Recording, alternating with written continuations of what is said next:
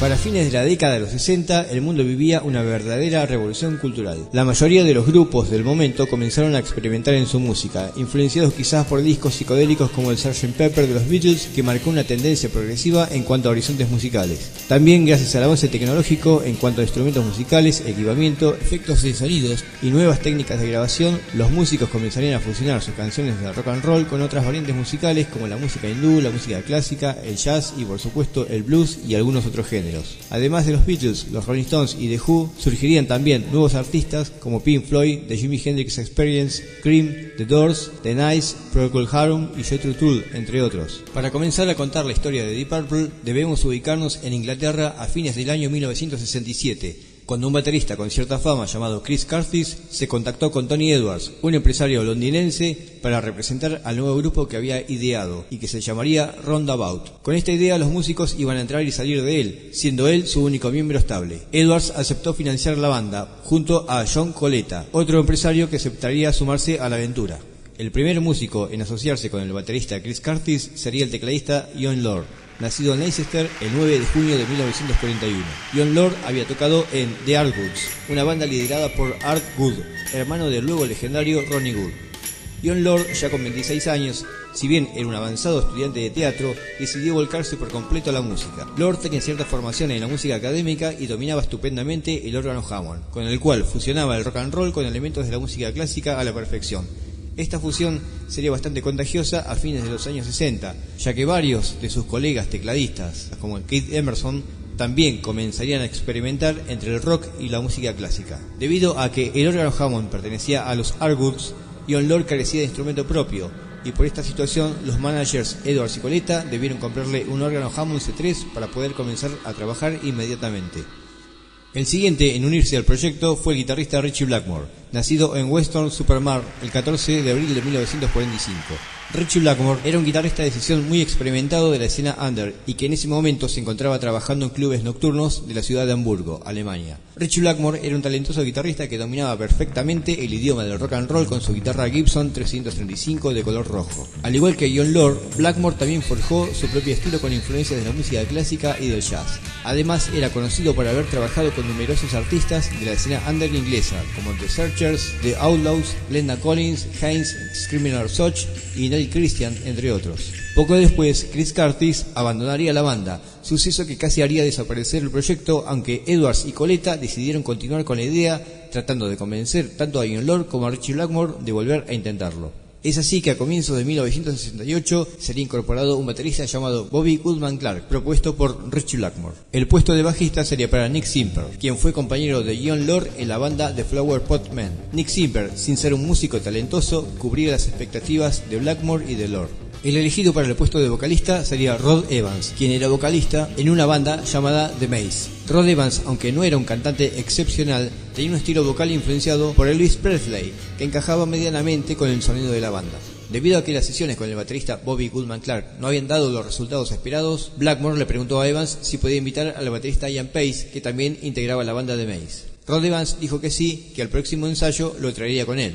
Ian Pace, nacido en Nottingham el 29 de junio de 1948, con solo 19 años, era un baterista muy dinámico y aplicado con un estilo muy versátil emparentado con el jazz, y gozaba de cierto prestigio en la escena under. Desde la primera audición, Ian Pace ya era parte de la nueva formación. Por ende, el baterista Bobby Goodman Clark ya no sería tenido en cuenta para el proyecto. Con esta nueva formación, la banda quedaría integrada por Rod Evans en voz, Jon Lord en órgano, Ritchie Blackmore en guitarra, Nick Simper en bajo y Ian Pace en batería. Los primeros 5 conciertos de los hasta ahora conocidos como Roundabout se realizarían desde el 20 de abril al 5 de mayo por diferentes ciudades de Dinamarca. Luego de esta gira se decidió buscar un nuevo nombre para la banda y el nombre elegido fue Deep Purple. When the deep purple falls over sleepy gardens. Este nombre sería sugerido a instancias de Ritchie Blackmore, ya que Deep Purple era el título de la canción favorita de su abuela.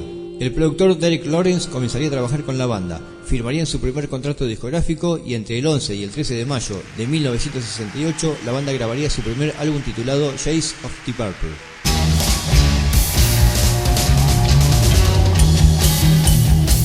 Este álbum sería editado en junio de 1968 en Estados Unidos por el sello Tetragrammaton, llegando exitosamente al puesto 24. En el mes de julio fue editado en el Reino Unido por el sello Parlophone, una compañía perteneciente a EMI. Como dato curioso, no tuvo ningún éxito en Inglaterra.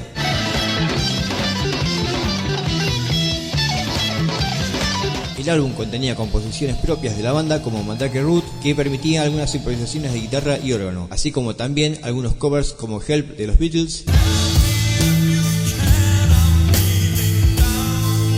I'm So Glad, otro cover que también fue interpretado por Cream, y Hey Joe, otro cover que popularizó Jimi Hendrix. El estilo de este álbum sería una mezcla de rock beat un tanto psicodélico y condimentado con arreglos de música clásica impulsados por Blackmore y Lord.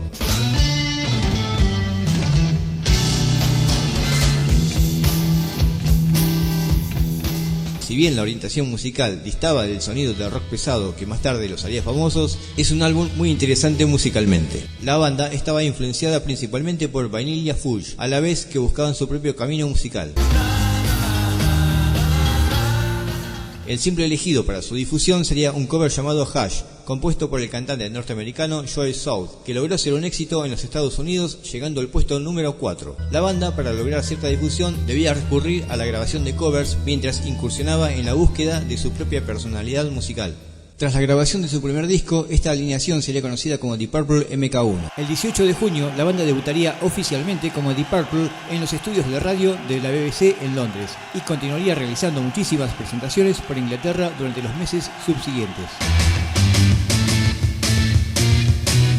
Entre agosto y octubre de ese mismo año, Deep Purple grabaría su segundo álbum, nuevamente con Derek Lawrence como productor, titulado The Book of Taliesin, que solo llegaría al puesto 84 en los Estados Unidos.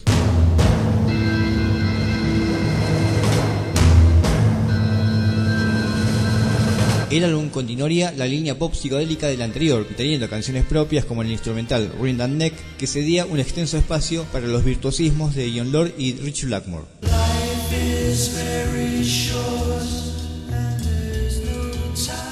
También insistieron nuevamente con otro cover de los Beatles, en este caso We Can't Work Without. Los simples para difusión nuevamente serían covers como Kentucky Woman de Neil Diamond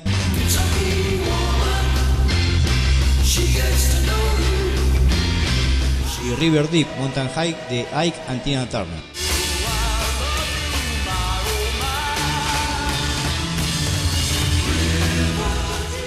En la canción Anthem se incluye una orquesta de cámara con arreglos de Jon Lord.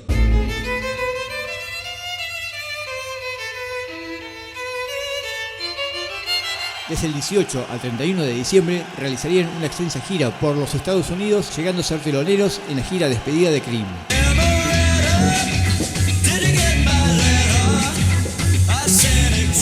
A principios de 1969 saldría a la venta el simple Emarreta. Deep Purple cumpliría su primer año de vida comenzando a grabar su tercer álbum simplemente titulado Deep Purple, con Derek Lawrence nuevamente en la producción.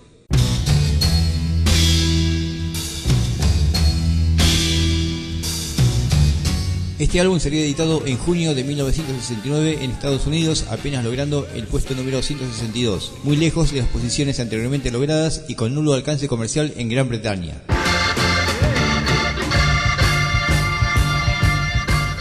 La línea musical sería casi la misma que en los dos anteriores discos, pero hay un leve endurecimiento en lo que respecta a composiciones e instrumentación en temas como If I Didn't Rosemary y The Bird Has Flown.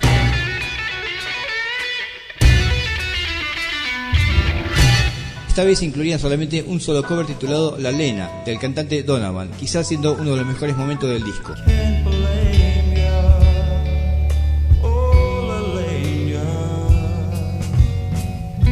En la canción April se incluye una sección de cuerdas con arreglos de Jon Lord. Sin dudas, la frutilla de este disco sería la canción April. Durante abril y mayo de 1969, Deep Purple comenzaría una nueva gira por Estados Unidos y Canadá, lo que conllevó a cierta sensación de fastidio por parte de Blackmore, Lord y Paice, que no solo comenzaban a aburrirse de la música que estaban tocando, sino a desmoralizarse ante la pérdida del éxito inicial que los iba relegando de los charts.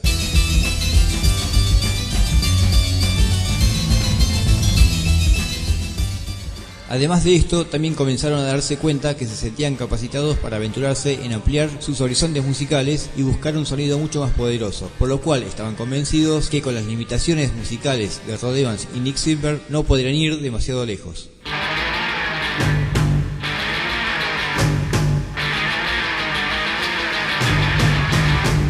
Según declaraciones de Blackmore y Lord, consideraban a Rod Evans como un buen cantante de baladas, pero que no funcionaba para el rock más duro que ellos tenían en mente. En el caso de Nick Silver, lo consideraban como un bajista correcto, pero un tanto limitado por la vieja escuela del rock and roll. Por ende, ambos deberían salir de la banda.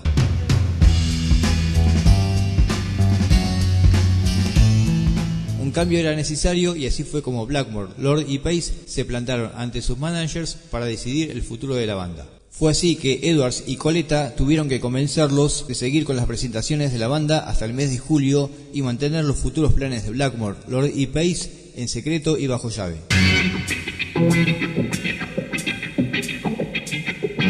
Debemos dejar en claro que los contactos con el nuevo vocalista habían tenido lugar a fines de mayo y que 2 semanas antes del último show con Evans y Silver ya habían comenzado a trabajar en secreto con los nuevos integrantes. Fue así que el show final de Deep Purple con Rod Evans y Nick Silver sería el 7 de julio y 3 días después se presentarían en concierto con un nuevo cantante y un nuevo bajista. Pero esa es otra historia que continuará en un siguiente capítulo. Si les gustó este video pueden comentar, darle like, compartir y suscribirse a El Tocadiscos de Aldo. Muchas gracias.